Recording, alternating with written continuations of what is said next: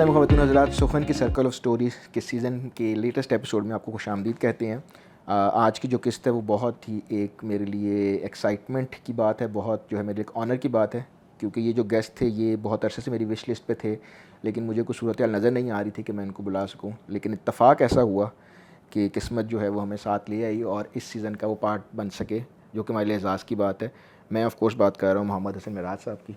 Sir, thank you and welcome to the show. बहुत शुक्रिया, बहुत नवाजिश। मोहम्मद हसन मेराज साहब के कई तारुफ़ हैं। बहुत से लोग इनको इनकी किताब रेल की सीटी के हवाले से जानते हैं। कई लोग इनको इनके थिएटर के हवाले से जानते हैं, जिनमें मैं शामिल नहीं था, लेकिन मैं इनको मज़ीद जानना चाहूँगा अभी कुछ अरसे में। और लेकिन ज़्यादातर लोग इन्हें दोस्ती के हवाले से जानते हैं और आई थिंक इस तारुफ़ के हवाले से बाकी तारुफ़ मांद पड़ जाते हैं। तो सर, वंस अगेन सबसे पहले तो बहुत बहुत शुक्रिया, आपने टाइम दिया। बहुत ही हमारा टाइट स्केड्यूल है, मुझे पता है आप कुछ अरसे के लिए लाहौर आए हैं, लेकिन उसमें आपने टाइम दिया है, तो बहुत बहुत शुक्रिया इस बात का। बहुत नवाजिश, वैसे कोई ऐसी बात नहीं है। मतलब सर, मेरा इस साल का जो है वो हासिल यही है कि जितना इस सीज़न के लोगों के पीछे भागा हुआ है और उनसे रिक्वेस्ट की है कि भाई आप अब आधा घंटा दे दें, तो हमारे लिए तो बहुत शुक्रिया की बात है। लेकिन सर, तारीख़ से बात शुरू करते हैं। तारीख़ पे आपका बहुत गहरा नज़र रही है, आपके लिखने में बहुत उसके नज़र आता है। सो ये जो इंटरेस्ट है ये कहाँ से शुरू होता है? क्या ये बचपन में कोई फैमिली इन्फ्लुएंस था, आपकी अपब्रिंगिंग में कोई ऐसा एलिमेंट था, या ये एक ऐसी चीज़ थी जो खुद ओवर द टाइम आपने एक्सप्लोर करके अपनाया इस चीज़ को आगे? पहली जो बात है उसमें थोड़ी सी इस्लाह की ज़रूरत है। मेरी तारीख़ पे गहरी नज़र नहीं है। मैं तारीख़ मेरे लिए एक लेंस ज़रूर है और मेरे लिए सबसे कन्वीनियंट लेंस है। मुझे एक तो दिलचस्पी का सबब है और थोड़ा सा भी आप तारीख़ को पढ़ें तो आपको पता लगता है कि ये तमाम चीज़ें एक साइक्लिक है नेचर में। जो काम आज हो रहा है वो आज से, जैसे मतलब जो काम एक अमेरिका का प्रोग्राम है IVLP, वो होता है, तो बिल्कुल वैसे ही एक बंदोबस्त जो था वो ऑटोमन एम्पायर जो सल्तनत उस्मानिया थी, उन्होंने भी ऐसे ही बंदोबस्त शुरू किया हुआ था। तो वो जब आप ये दो वाक़यात को एक दूसरे के ऊपर रख के देखते हैं तो आपको अंदाज़ा होता है कि ये सारी चीज़ें जो हैं वो एक तसलसल का हिस्सा है, ये दायरे का सफ़र है। तो ये फिर ज़ाहिर है आपकी जो अंडरस्टैंडिंग है किसी भी वाक़े की उसको बढ़ाती भी है। आप एक सर्टेन लेवल तक ये फोर्स ही कर लेते हैं कि गलत भी हो सकता है बहरहाल, कि आने वाले दिनों में क्या हो सकता है या किस चीज़ के इम्कानात ज़्यादा हैं। जहाँ तक ये बात है कि कोई अपब्रिंगिंग के हवाले से कोई ख़ास अपब्रिंगिंग नहीं है, ये बिल्कुल एक ऑर्डिनरी सा एक लोअर मिडिल क्लास सी फैमिली है और जो बाकी एम्बिशन होता है लोगों का, जो इर्द गिर्द के लोगों का था और वही है। बहुत से लोग, ज़्यादातर लोग ऐसे हैं मैं समझता हूँ जिन्होंने ज़िंदगी में मुझसे बेहतर काम किए हैं। मैंने अपने वक्त का एक कसीर हिस्सा बर्बाद किया लेकिन मुझे उसका इतना तासुफ़ नहीं है।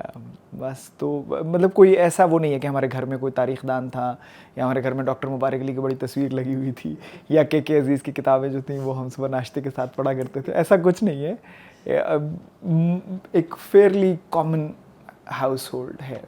सर, अमजद साहब कहा करते थे, उनसे हमने जिक्र कर भी रहा था, हमने एक कॉमिक बुक लिखवाया था, तो जब हम लिख रहे थे तो वो हमारे ज़हन में वही था ना कि अब हीरो पैदाइशी तौर पे, तो उन्होंने कहा था पैदा होते तो उसको निशान अदर तो नहीं मिल गया था ना उसने शरारतें की थी, उसने कोई और बच्चों को, अपने माँ बाप को तंग किया, टीचर्स को तंग किया, तो कहते हैं आप उसको ताक से उतार के उसको पहले इंसान तो बनाएं, तो फिर आप उसको बनाएं। ये आमतौर पे मोहब्बत करने वाले और अक़ीदत करने वाले जो होते हैं ना, वो दूसरे जो उनका मतलब सब्जेक्ट होता है उसके बारे में इस गलत फहमी का शिकार हो जाता है कि वो इंसान नहीं है, इंसान है। वो ये भूल जाते हैं कि ये कई ऐसे लतीफ़ और कसीफ़ इंसानी औसाफ का मालिक है जो कि अभी ज़ाहिर है मतलब वो मोहब्बत के हद से जब ऐनक में जुड़े हों तो आदमी को या अक़ीदत के हद से जुड़े हों तो नहीं नज़र आता, लेकिन ज़ाहिर है।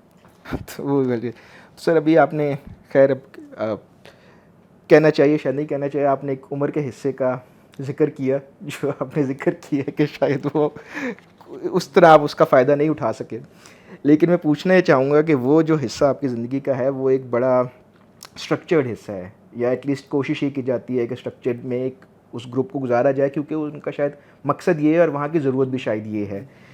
उस सब में जो हमारे, हम ऑफ द रिकॉर्ड बात भी कर रहे थे, जो लोग निकलते हैं वो फिर एक रन ऑफ द मिल एक माइंडसेट भी निकलता है, एक हम फोर्स बना रहे हैं, बीइंग वेरी ऑनेस्ट। उस सब के दरमियान क्रिएटिविटी को बरकरार रखना, वो कितना बड़ा चैलेंज था, कितना बड़ा चैलेंज नहीं था, और आपकी क्रिएटिविटी बच कैसे गई उनसे? मैं अगर ये कहूँ कि मेरी क्रिएटिविटी इन लोगों की वजह से कायम रही ठीक है, तो इसमें कोई मतलब मुबालगा या गलत बयानी नहीं है। ऐसा क्यों है? ऐसा ये है कि जैसे आपको जो भी प्रोसेसेस होते हैं, और ख़ास तौर पे अगर उनमें ह्यूमन एलिमेंट हो, तो उन प्रोसेसेस की बहुत सी प्रोडक्ट्स जो होती हैं वो अनइंटेंडेड प्रोडक्ट्स होती हैं, ठीक है। फौज में क्रिएटिविटी का बच जाना इंतहाई नेचुरल है, क्योंकि इतना ज़्यादा वक्त आपके पास है, और आप अगर क्रिएटिवली उसका इस्तेमाल या अपने साथ होने वाले जो भी वाक़यात हैं उनको क्रिएटिवली नहीं ले रहे या उनको क्रिएटिवली एक्सप्रेस नहीं कर रहे, ये जो पनो आकिल जैसी छावनियाँ होती हैं, मैं पनो आकिल में मैंने बहुत वक्त गुजारा है, तो यहाँ पे सबसे बड़ा जो मेरे वक्त में जो एक एंटरटेनमेंट हुआ करती थी वो अटली का ट्रू पे आया करता था, ठीक है। मुझे याद है उसके सूबेदार नाहीद अख्तर साहब हुआ करते थे, और वो बाय एनी चांस किसी भी पाकिस्तान के कॉमिक सीन जो है वहाँ पे आप उनको खड़ा कर लें तो वो एक बड़े कामयाब कॉन्टेंडर थे, क्योंकि वो जो एक पूरा एक लाइफस्टाइल है, दरबार में खड़े होकर बात कैसे करनी है, एक सिपाही कैसे अपनी गुफ्तगू का आगाज़ करता है, एक लेफ्टिनेंट जो है उसने छुट्टी जाने के लिए सीओ से क्या बात करनी है, कमांडर ने एक लतीफ़ा सुनाया है, तो जो आदमी उस ब्रिगेड का नहीं है वो मतलब एक आपने सुना होगा कि एक ब्रिगेडर साहब ने लतीफ़ा सुनाया तो 15-16 लोग हंसे, एक नहीं हंसा, उसने कहा भाई आप क्यों नहीं हंस रहे, उसने कहा सर मैं इस ब्रिगेड का नहीं हूँ। तो ये जो चीज़ें हैं ये और फिर उस पूरे लाइफ स्टाइल का या उस पूरे सर्कल का, I think the only way out is being creative. और इवन मेरी जो यूनिट थी, और मैं तो ज़ाहिर है मतलब उसमें मुबालगा भी, हम उसको यूनिट नहीं कहते हैं, उसको यूनिवर्सिटी कहते हैं, ठीक है। ये एक 3 SP मीडियम रेजिमेंट है, ये आटली की रेजिमेंट है तोपखाने की, महाराजा कश्मीर का तोपखाना ये हुआ करता था। तकरीबन ये कोई 170 साल पुराना, if I am not wrong, तो ये इतनी पुरानी, मतलब ये डिस्पैचेस में मेंशन है। उनकी जो तारीख़ जिस तरह से लिखी हुई है वो हाथ से लिखी हुई है, और वो अंग्रेज़ अफसरों ने हाथ से लिखी हुई है, हिंदुस्तानी ज़ुबान जो अब उर्दू है, तो उसको संभाल के रखना, या पुराने मतलब वो तिरक कैंपेन के बारे में उन्होंने नोट्स लिखे हुए हैं, वो इन इटसेल्फ एक अगर आपको तारीख़ से थोड़ी सी भी दिलचस्पी है तो वो आपके लिए एक और उसकी हिफाजत बड़ी जेलसली की जाती है, हेयरलूम की तरह उसको प्रिजर्व किया जाता था। तो ये मैं समझता हूँ कि इन तमाम चीज़ों ने आज मैं अगर किसी मेरे में कोई कमाल है तो उसमें ज़ाहिर है वो जो वक्त गुजरा है उसका भी एक हिस्सा है उसमें से। लेकिन एक ये भी तो होगा कि रुझान थोड़ा जिसका होगा वही इन चीज़ों का ज़्यादा फ़ायदा उठा सकेगा ना। जी, वो तो ज़ाहिर है, मतलब रुझान तो एक बुनियादी वो एक गिवन है, आप उस तरफ अपना वक्त, अपनी तवानाई और एफर्ट करते हैं आप उस तरफ, तो फिर आप उस चीज़ को कैरी फॉरवर्ड करते हैं। क्योंकि मुझे सर इस तरह याद है, सलमान रशीद साहब है हमारे ट्रैवलॉग जी जी राइटर, जी, तो वो भी एक, उन्होंने भी आर्मी में कुछ वक्त गुजारा है, तो उनसे अगर आप ऑफ कैमरा गुफ्तगू करें तो वो बहुत ही बागो बहार किस्म की शख्सियत है, और मुझे काफ़ी दफ़ा इत्तफाक हुआ है। तो वो खैर बाकी सारी चीज़ों के निस्बत के साथ वो ये ज़रूर बताते हैं कि उनका भी यही था आउटलेट, कि वो फिर एक्सप्लोर करने निकल जाया करते थे। जहाँ पे उनकी पोस्टिंग हुई तो या वो DC में होते थे या वो बाहर घूम रहे होते थे।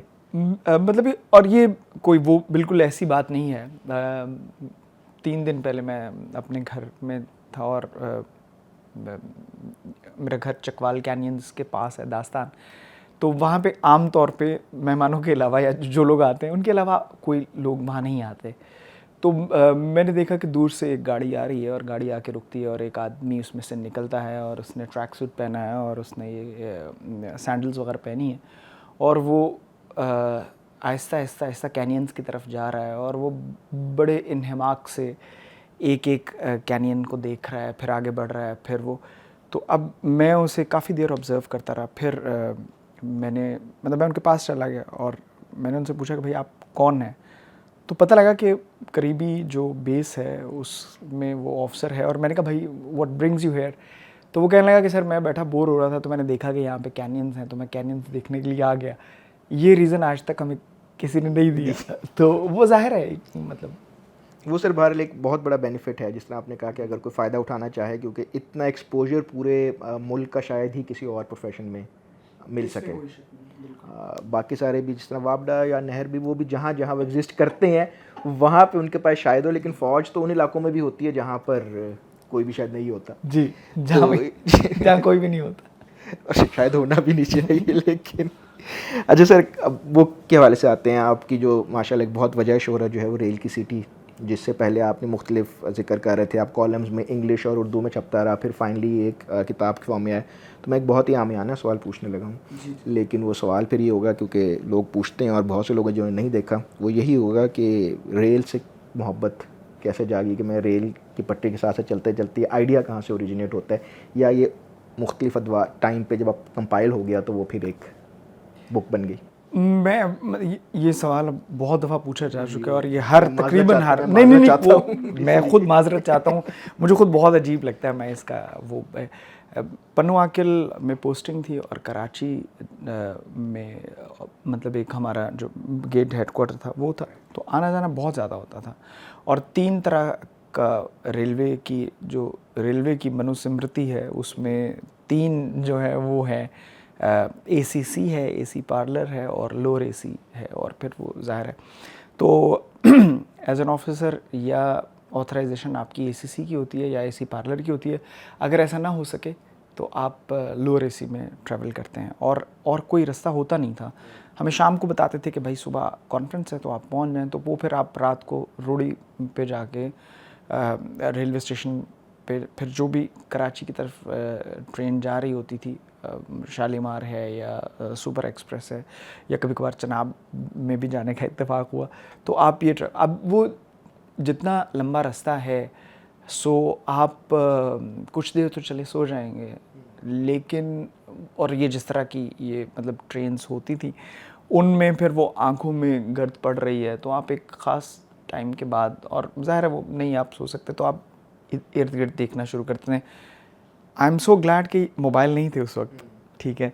तो अब आप इधर उधर लोगों को देख रहे हैं और अपने मुशाहिदे और जो आपने पढ़ रखा है और जैसा आपके दिमाग में मुख्तलिफ़ चीज़ों का खाका है और जो आप उन लोगों से बातचीत कर रहे हैं या जो आपके कान में आवाज़ पड़ रही है, इन 4, 5, 6, 7 रंगों की मदद से आप एक तस्वीर बनाते हैं, और वो तस्वीर जो है वो आप ज़ाहिर कागज़ पे उतारते हैं। फिर उसमें आप मतलब उसको कैसे लिखते हैं, उसमें कुछ झूठ है कुछ सच है। ये मेरे पास काफ़ी चीज़ें इस तरह की लिखी हुई थी। तो वो मुसद्दिक़ सामल don.com उन्होंने कहा कि आप इसको लिखना शुरू करें। तो बुनियादी तौर पे ये तारीख़ नहीं थी, ये ट्रेन ट्रेवल्स थे, लेकिन फिर जब तारीख़ बीच में आना शुरू हो गई और वो मुझे भी मौका मिल गया कि वो कहानियाँ जो मैंने सुनी हैं, मेरा ख़्याल था कि ये सबको पता होंगी, लेकिन वो एक तरह से एक जैसे RC टेम्पल एक ब्रिटिश एम्पायर का बहुत बड़ा अफसर गुजरा है, तो उसके कानों में जब पहली दफ़ा भाटों की आवाज़ें पड़ी तो वो बहुत हैरान हुआ। उसने बुला के पूछा कि ये क्या है, तो उन्होंने कहा कि ये भाट हैं और ये मुख्तलिफ़ कहानियाँ सुनाते हैं। तो उसने वो फिर सारी कहानियाँ जो थी वो लिख लीं। उसने इसलिए नहीं लिखी थी कि ये मतलब उसने कहा था कि चलो एक जगह पे आर्काइव हो जाएंगी यहाँ।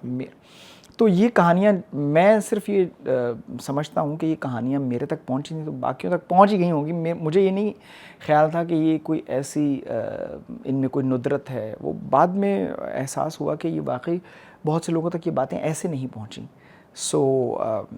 बट तो मतलब इवेंचुअली संग मील की वजह से ये किताब की सूरत में आ गई। मैं बिल्कुल सर अभी भी कह सकता हूँ कि एक शर्तिया तौर पे शायद कह सकता हूँ कि अगर हम आम आवाम की बात करें तो अगर आप वो सिर्फ झंग और हीर वाली स्टोरी पढ़ लें तो उसमें जितने पर्सपेक्टिव दिए गए हैं, सियालों वाला का पर्सपेक्टिव नहीं पहुँचा मेजॉरिटी तक। हमें जो है वो बेसिकली एक ही तरह का पिक्चर पोर्ट्रे की जाती है। तो सर इसमें फिर ये कहना सही होगा कि आपने बेसिकली जो आप तक इन्फॉर्मेशन पहुँची, जो आपने सुना पढ़ा उसको आपने एक आर्काइव किया है, आपने इसमें ज़ाहिर है अपनी कमेंट्री थोड़ी ऐड की है, but this is not an attempt to correct history if नहीं, बिल्कुल नहीं। और मतलब तारीख़ मेरी राय में और ये मैं कोशिश करता हूँ कि मेरे थिएटर का भी हाई नोट ये हो, तारीख़ की को मतलब आप तारीख़ को किसी जबर या किसी कंसर्टेड एफर्ट के थ्रू दुरुस्त करने की जो कोशिश करते हैं वो बेसिकली काउंटर प्रोडक्टिव होती है। ठीक है, आप उठते हैं, आप एक शहर का नाम जो है वो तब्दील कर देते हैं, आप उसका नाम रख देते हैं, लायलपुर उसका नाम था, आपने उसका नाम फैसलाबाद रख दिया। फिर कुछ अरसे बाद पुराने लोग जब ख़त्म हो गए तो मैं अभी भी ये समझता हूँ कि एक वक्त आएगा कि जब इसका नाम वापस लायलपुर हो जाएगा, लेकिन ये उन लोगों के साथ इनजस्टिस होगा जो कि फैसलाबाद के नाम के साथ पले बड़े। ठीक है, मैं पीएफ कॉलेज सरगोदा में पढ़ा हूँ। पीएफ कॉलेज सरगोदा 1952 में खुला और 1974 में 22 साल के बाद बंद हो गया। 1990 में फ़ारूक फ़िरोज़ ख़ान साहब जो उस वक्त के चीफ थे, उन्होंने दोबारा इसको खोल दिया। जब इन्होंने खोला तो जो उनके वक्त पे स्कूल्स के नाम, हाउसेस के नाम थे, अटैकर, फैल्कन, हैलिफैक्स, वो उन्होंने रख दिए। अब हो सकता है आपको इंटरेस्ट ना हो इस बात में, लेकिन ये एक पैटर्न है। ये 10 साल ऐसे ही चलते रहे। फिर ऐसा हुआ कि एयरफोर्स की क़यादत उन लोगों के हाथ में आ गई जो कि 1974 से 1990 के दरमियान थे, जब इन हाउसेस के नाम कुछ और थे, तो उन्होंने वो नाम रख दिए। अच्छा, जब उनकी ट्रांसफ़र 10 साल गुजर गए तो फिर दोबारा वो लोग ऊपर आ गए। तो अब होता ये है कि उसमें हम जैसे लोगों का क्या नुकसान होता है कि हम जाके दरो दीवार वही हैं, लेकिन उनके माथे पे एक नाम लिखा जाता है, एक नाम मिटाया जाता है, फिर लिखा जाता है। अब आप जाके पूछ रहे हैं कि इस जगह का नाम क्या है, वो कहता है इसका नाम फैल्कन है, कहता है नहीं इसका नाम सफ़ी है, नहीं इसका नाम आलम है, नहीं इसका नाम अलाउद्दीन है। और सारे ठीक है अपनी और सारे ठीक हैं अपनी अपनी जगह पे। ज़ाहिर है जिस शख्स की उस जगह से कोई याद वाबस्ता है वो तो एक मखसूस नाम के साथ, तो तारीख़ को दुरुस्त करने की और ख़ास तौर पे रियासती एक कोशिश के ज़रिए दुरुस्त करने की, मेरा ख़्याल है कि ये ऐसा नहीं होना चाहिए। और सर ये थोड़ा सा हम खैर टॉपिक से हट जाएंगे, लेकिन मैं ये ज़रूर पूछना चाहूँगा, इस आइडेंटिटी क्राइसिस का फिर हम शिकार हैं? जी बिल्कुल हैं, बिल्कुल हैं। और ये सिर्फ हम नहीं हैं, ये जहाँ जहाँ लोगों को तारीख़ की इस्लाह का बुखार चढ़ता है, ठीक है, ये वहाँ वहाँ पाया जाता है। मतलब ये, और ये सिर्फ मतलब ये it's not just in global south, ये सिर्फ पाकिस्तान का मसला नहीं है, सिर्फ लायलपुर का मसला नहीं है, ये हिंदुस्तान का भी मसला है। वहाँ पे भी मतलब अलीगढ़ का नाम तब्दील कर देते हैं, इलाहाबाद का नाम तब्दील कर देते हैं, तो और बॉम्बे नहीं छोड़ता, जी सॉरी अलीगढ़ का मैंने नाम लिया, मेरा ख्याल है इलाहाबाद का नाम तब्दील करते हैं। अच्छा, चेन्नई का नाम तब्दील करते हैं। फिर उसके बाद जब आप दूसरी मतलब थोड़ा सा ग्लोबल नॉर्थ की तरफ आते हैं तो वहाँ नाम नहीं तब्दील होते, लेकिन रिक्लेमेशन ऑफ हिस्ट्री या री इस्टेब्लिशमेंट ऑफ हिस्टोरिकल जो वो है एक स्टैंडर्ड्स है वो है, या वो कहते हैं कि नहीं अब मतलब एक ये डिबेट बड़ी कॉम्प्लेक्स्ड है। तो कोई एक कमेंट्री है इसमें मैंने जो करने की कोशिश की, मैंने ये कोशिश की है कि मैं दूसरी तरफ का जो मतलब जो कि किसी भी इम्पीरियल या किसी भी रियासती जबर के तहत जो बात एक मेन स्ट्रीम का हिस्सा नहीं बन सकी, वो लाके सामने रखी। इसमें सर एक इम्पॉर्टेंट क्वेश्चन फिर ये आएगा कि आपके सामने बहुत सारे वाक़यात आ जाते हैं। मेरे गांव में जाएंगे तो वो मतलब हमारे पास वो रूमी भी पाकिस्तान में पाए जाते हैं, शम्स तबरेज़ भी यहीं पर हैं, लेकिन इस तरह की जब बहुत सारी कहानियाँ आपको सुनने को मिलती हैं तो उनमें से फिर कांट छांट करने का कोशिश किया आपने, या आपने कहा कि नहीं बस ठीक है कि ये सिलेक्शन कैसे करते हैं, मतलब कोई क्राइटेरिया? तकरीबन बिटवीन गुजरात एंड मेहरापुर तकरीबन वो 80 देहात ऐसे हैं जिनमें लोगों का दावा है कि सिकंदर आज़म जिस घाव से मरा वो उसे यहाँ लगा था। ठीक है, और उनके आवाज़। लेकिन एक कहानी है और इसे सुन लेना चाहिए, और बस सुन के आप कहेंगे हाँ भाई आप ठीक है। मेरा सवाल था फिर क्या उसको इस फॉर्म में लाना चाहिए एज अ राइटर या एज अ रिसर्चर? आप ये बता सकते हैं कि जिस गांव से मैं गुजरा हूँ उस गांव में ये कहानी सुनाई जाती है, और मैंने ऐसे ही मतलब कोशिश की है कि ये कहानी सुनाई जाती है। अब अगर आप उस कहानी के ऊपर उन लोगों के साथ डिबेट करना शुरू करेंगे तो आप ये जान लें कि ये गाँव कहाँ है, इस गांव के लोगों की जो तरबियत हुई है सियासी एतबार से, समाजी एतबार से, अखलाकी एतबार से, क्या वो इख्तलाफ को बर्दाश्त करने की है या वो तलवार उठा लेने की है। ठीक है, तो फिर इस बात पे मेरा ख्याल है लड़ाई नहीं करनी चाहिए कि सिकंदर आज़म को यहाँ चोट लगी थी या नहीं लगी थी। ये ना हो कि इस चक्कर में सिकंदर तो निकल चुका है, आपको कोई चोट लग जाए, आपको चोट जरूर लग जाए जहाँ पे उसको नहीं लगी थी।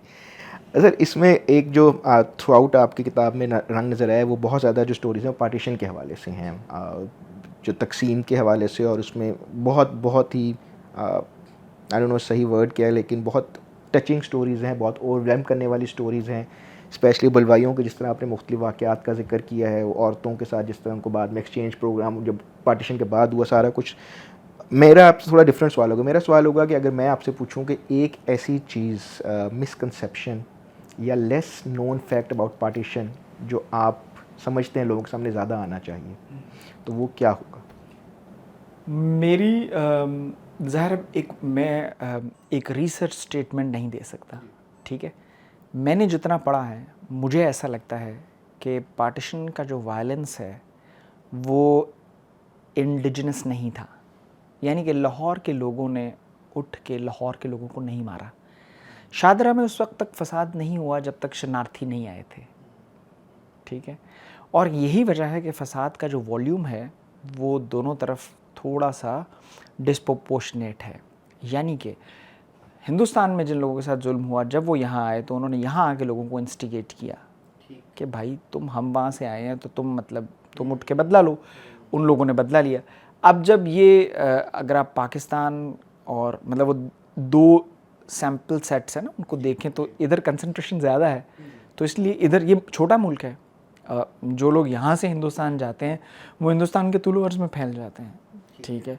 जो वहाँ से आ रहे हैं वो तो कुछ जगहों पे जाएंगे, ठीक है। वो जिन जगहों पे जाएंगे फिर वहाँ का जो एक कम्युनल पीस या कोएग्जिस्टेंस है, कामुकी में इस तरह फसाद होता है, रावलपिंडी में इस तरह फसाद होता है। मतलब धमियाल एक छोटा सा गांव है पिंडी का, अब तो खैर एविएशन बेस की वजह से मशहूर है। ये मास्टर तारा सिंह का ससुराल था, पूरे गांव को आग लगा दी। मेरा भी ससुराली गांव बनता है दूर से, लेकिन बहरहाल कहने का मकसद ये है कि जितना भी ये पार्टीशन का वायलेंस है, मेरी राय में ये वहाँ का मकामी नहीं था, ये ट्रांसपोज हुआ है। सर क्योंकि आमतौर पर शायद यही, मतलब खैर देखा नहीं जाता बट समझा ये जाता है कि वहाँ पे हुए तो यहाँ पे भी हुए, और वहाँ भी जालिम और यहाँ भी जालिम, और सालों की क्या बल्कि सदियों की दोस्तियाँ टूट गई और दुश्मनियों में बदल गई। सर इन सब को जो प्रेजेंट करना होता है आपने, और वैसे भी जो आपकी जो कॉलम्स भी थे, सियाचिन से लिखा हुआ ख़त हो आपका या वो इस किताब में हो, स्टोरी टेलिंग का आपने एक जो है वो मीडियम या टूल यूज़ किया है इन सब स्टोरीज़ को बताने के लिए या अपनी बात कहने के लिए। तो ये कितना मुश्किल होता है, कितना आसान होता है, और कितना ज़रूरी होता है आपके ख़्याल में किसी भी बात को कन्वे करने के लिए, स्पेशली इस तरह के टॉपिक्स को? ज़रूरी तो मेरा ख़्याल है कि लोगों की दिलचस्पी इसमें होती है। आप बात करते हैं और आपकी बात सुनी जाती है और उसमें एक कहानी का आंसर है, ये ज़रूरी दिलचस्पी लोगों की पैदा हो जाती है। इफ़ेक्टिव है ज़रूरी से ज़्यादा, अगर एक इसकी तासीर ज़्यादा है, क्योंकि आप जब कहानी के ज़रिए कोई चीज़ बता रहे हैं तो उसके कुछ ना कुछ जो थ्रेड्स हैं वो सुनने वाले के जहन में रह जाते हैं। और मेरी इसके साथ एक पर्सनल कमिटमेंट है, मुझे कहानी पसंद है, मैं कहानी सुनने में दिलचस्पी रखता हूँ, और मैं वो हरारी के साथ एग्री करता हूँ कि हमारी सर्वाइवल की शायद बुनियादी वजह कहानी है। Going to great lengths in just describing one thing, ठीक है, एक ही चीज़ को बयान करने में लंबी लंबी बातचीत करना, क्योंकि जाहिर है आदमी का आदमी से इजहार का रिश्ता है। तो मतलब इसमें सर एक चीज़ मुझे पर्सनली बड़ी मज़े के लगी, ये लाइन वैसे हमने इजहार लिमिटेड वो तैयार थे उनके लिए लिखी बाहर। मेरे दोस्त से बात भी हो रही थी, एक चीज़ जो मुझे खैर बड़ी अच्छी लगी थी, और it's a compliment by, but I would like your comment on it as well, वो ये है कि जिस तरह आपके बात करते करते भी आके एक शख्सियत और कन्वर्सेशन में भी अंदाज़ होता है, चलते चलते बीच में एक चुटकुला या एक आप ज़रूर कुछ ना कुछ ऐड कर देते हैं, जिससे मैं खुश नहीं कहूँगा लेकिन कोई बहुत ही सीरियस या नॉर्मल बात चलते रहते बीच में एक बड़ा अच्छा उसमें एलिमेंट आ जाता है। कई जगह जिस तरह मुझे याद है डॉक्टर ए क्यू खान का इसमें एक जगह जिक्र है, वहाँ पे आपने एक थोड़ी सी शरारत डाली हुई है, कुछ कुछ जगह पे आपने अपने इदारे के हवाले से कोई एक दो जुमले डाले हुए हैं। तो is this something that is part of your personality in the sense कि आप नॉर्मली भी ऐसे हैं, या इज़ दिस समथिंग जो आप यूज़ करते हैं कि to make it more interesting and more engaging?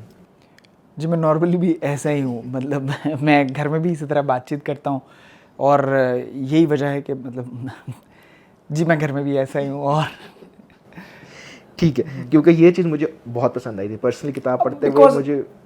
बात ये है कि जितनी भी सीरियस बात होगी वो एक टाइम तक सीरियस रहेगी। मेरा ख्याल है कि जितना मर्ज़ी बड़ा सानहा आदमी के साथ हो जाए, वो बहरहाल 2 या 3 रातों के बाद सो जाएगा। तो एक जो इंटेंसिटी या सीरियसनेस है किसी भी चीज़ की, उसके बाद उसको टेपर ऑफ कर देना चाहिए, बजाय इसके कि एक मुस्तकिल सोगवारी या संजीदगी की कैफियत में रहा जाए। पहले हम बस बात करेंगे थिएटर के हवाले से। ये एक ऐसा तारुफ है जो जिस तरह मैंने अपनी कम इल्मी का इजहार ही करूँगा कि मुझे भी इल्म नहीं था, बहुत से तारुफ मुझे आश्कार हो गए थे लेकिन ये मुझे इल्म नहीं था। तो उसके हवाले से थोड़ा बताइएगा कि कब शुरू किया, किस तरह का काम करते रहे हैं, ताकि थोड़ा सा मेरे जैसे निकम्मों को भी पता चल सके। कब शुरू किया? शुरू तो ज़ाहिर है, अगर बाकायदा थिएटर का जिक्र करें तो पहला जो खेल था वो भगत सिंह पे मैंने लिखा था। वो इस्लामाबाद में स्टेज हुआ था, प्रॉब्ली लोक वर्षा में। दूसरा जो खेल था वो ज़्यादा ऑर्गेनाइज था, वो फैज़ अहमद फैज़, साजिश 1951, इस मतलब, और वो एक हिस्टोरिकल इवेंट और फैज़ साहब की शख्सियत, और ये सिर्फ उनकी शख्सियत को ग्लोरीफाई नहीं किया गया था, इसमें उनकी शख्सियत को डीकंस्ट्रक्ट भी किया गया था। और एक ऐसा वाक़या जिससे मैं समझता हूँ कि इस मुल्क में सियासत का एक ख़ास चलन, एक नहज की सियासत शुरू हुई, उस अहम वाक़े को जो कि हमें नहीं मिलता आम बातचीत में, उसको हमने एक्सप्लोर किया और कंटेम्परराइज़ किया। यानी कि 1991 में होने वाला वाक़या, 1951 में होने वाला वाक़या 2019 में हमने ये खेल किया था। 2019 में कैसे रेलेवेंट था, ठीक है, कि मतलब तक़दीस तो अपनी जगह है, फैज़ साहब के काम की ताज़ीम अपनी जगह है, लेकिन उनके काम को समझना और उनकी मुख्तलिफ़ चीज़ों को उस पर्सपेक्टिव में देखना भी एक इंटेलेक्चुअल ऑनेस्टी का डिमांड करता है। तो फिर तीसरा जो अभी हमारा काम था वो आर्टिकल 25(2), ये सिनफ़ी इम्तियाज़ के बारे में एक हमारे 1973 के आइन की एक शिक़ है, और इसमें पाकिस्तान की जो ख़वातीन सियासत, सहाफ़त, समाज के मुख्तलिफ़, और उसमें मेन जो आसमा जहांगीर साहिबा का एक जो कंट्रीब्यूशन है सोसाइटी में, उसको मद्देनज़र रख के, और इसको हमने टाइम एंड स्पेस से थोड़ा सा मैं लिबर्टी लेता हूँ। ये बरज़ख में, ये खेल आलम बरज़ख में ये था। तो ये अभी तक 3 थिएट्रिकल प्लेस हुए हैं। मतलब एक ग्राफ हमारा ठीक है, पहले एक जगह पे हुआ था, फिर हम ने 2 शहरों में परफॉर्म किया, इस दफ़ा हमने तकरीबन 5 शहरों में परफॉर्मेंसेस दी। तो सो फार सो गुड। नेक्स्ट कब आ रहा है ताकि मिस ना कर सकूँ मैं? जी, नेक्स्ट इंशाल्लाह by the middle of next year. चलो इंशाल्लाह sir, looking forward to it. Sir, पिछले सवाल को कंटिन्यू करते हुए थिएटर की आपने बात कर ली, किताब के हवाले से बताइएगा अगली किताब भी कब आ रही है ताकि हम इस टॉपिक को यहाँ पे रैप अप कर लें। अगली किताब का मतलब मैं मुख्तलिफ़ जगहों पे मुख्तलिफ़ स्टेटमेंट्स देता हूँ। अब मैं काम कर रहा हूँ अगली किताब पे, लेकिन मैं चूँकि आई एन्जॉय द प्रोसेस, तो प्रोडक्ट जो है वो मैं हो सकता है गलत हूँ, लेकिन मेरा फोकस प्रोडक्ट पे फ़िलहाल नहीं है। मैं इस चीज़ के बारे में पढ़ रहा हूँ, मुझे हर दूसरे तीसरे दिन इसमें से कोई नई चीज़ मिलती है और मेरी हैरत में, इस्तेजाब में बहुत इजाफ़ा होता है, और मैं चाहता हूँ कि मैं मज़ीद इसको देखूँ। सो मैं इस सफ़र में से गुज़र रहा हूँ। मेरी कोशिश है कि इस साल तक मुकम्मल हो जाए। सर आखिरी सवाल मेरा यही होगा कि आप कॉन्टेम्प्रेरी जनरेशन में हैं जो राइटर्स की हैं, तो आप पाकिस्तानी लिटरेरी सीन को इस टाइम कैसे देख रहे हैं? पब्लिशिंग के एवेन्यूज़ जो नए राइटर्स आ रहे हैं उनके लिए क्या है? इज़ इट समथिंग जो कि एक होपफुल सिचुएशन है या थोड़ी कोई ख़तरे वाली बात है? नहीं, ख़तरे वाली बात तो मुझे वैसे कभी नहीं लगा कि ख़तरे वाली बात है। जो कुछ भी हो रहा हो, मेरा ख्याल है कि जो एक रिटन वर्ड है और पब्लिश्ड वर्ड है, अब तो खैर रिटन वर्ड कहीं भी नहीं जाएगा। फेसबुक आपको 10 साल बाद भी नहीं भूलने देती कि आपने मतलब क्या लिखा था, वो आपको उठा 10 साल पहले। हाँ, तो वो मुझे ऐसा लगता है कि जो लफ्ज़ आपने लिख दिया है वो कहीं ना कहीं महफूज रहेगा। सो लिखे हुए लफ्ज़ को कोई ख़तरा नहीं है और लोग बहुत अच्छा लिख रहे हैं, बहुत ही अच्छा लिखते हैं। मैं तो खैर जब भी आजकल जो लोग लिख रहे हैं उनका लिखा हुआ पढ़ता हूँ तो मुझे मतलब अपने लिखे हुए पे शर्मिंदगी होती है कि मैंने कैसा लिखा है। तो मतलब और ये बिकॉज़ हर आदमी एक मुख्तलिफ़ तजुर्बे से गुज़रा है। उस तजुर्बे की जो कठाली थी उसने उसकी शख्सियत पे, उसकी तहरीर पे, उसके सोचने के अंदाज़ पे जो असरात मुरत्तब किए हैं, वो जब उसकी तहरीर में आते हैं और वो फिर एक अपना रंग लेके आते हैं, ठीक है। ऑस्ट्रिया में एक बिल्कुल कुछ 17-18 साल की एक बच्ची है, वो एक किताब लिख रही है और वो किताब जो है वो उसके हमसायों और उसकी घर में जो तब्दीलियां हो रही हैं, उसका छोटा भाई और उसकी वालिदा और हम मतलब वो एक बड़ी ग्राज, एक छोटा सा शहर है ऑस्ट्रिया का, उसकी ज़िंदगी को वो देख रही है और वो मतलब और वो जो पूरा एक्सप्रेशन है वो इतना शानदार है। वो किताब किसी तौर पे मेरे पास पहुंची है पढ़ने के लिए, अभी छपी नहीं है। मैं देख के हैरान होता हूँ कि मतलब खुदा ने लिखने लिखाने का सिलसिला कैसा दराज कर रखा है। तो मतलब सर यहाँ से सेकेंडरी सवाल आ जाता है, लेकिन अब जो एक नया हमारे पास विजुअल मीडियम्स आ गए हैं और नॉट जस्ट कि हम वीडियोस की बात करें, रील्स की बात करें, ऑडियो बुक्स आ गई हैं हमारे पास या डिजिटल किताबें आ गई हैं, उस सब के दरमियान में मैं ये नहीं कहूँगा कि किताब को आप कंपेयर करें, बट किताब का फ्यूचर वो तो आपने जिक्र किया कि सेफ़ है, बट क्या आप इसको इवॉल्व होते देखते हैं? देखिए, मीडियम्स में मेरा ख्याल है कि दावे से कह सकता हूँ कि बासुदे की मरियम जो ज़िया मोहिउद्दीन साहब ने पढ़ा है, वो सुना ज़्यादा गया है और पढ़ा कम गया है, ठीक है। तो I think it answers the question. ठीक है सर, इसी एंड नोट पे sir once again thank you, आपने टाइम दिया, आपका बहुत शुक्रिया। अच्छा लगा बात करके एंड आई एम श्योर कि बहुत इन्जॉय करेंगे हमारी ये ऑडियंस, और अगर दोबारा मौका मिला तो आपको ज़रूर दोबारा पकड़ेंगे बहुत शुक्रिया, और थैंक इनवाइट यू, करेंगे। Thank you so much sir, thank बहुत यू, शुक्रिया। Thank you. Until next time जी, खुदा हाफिज़।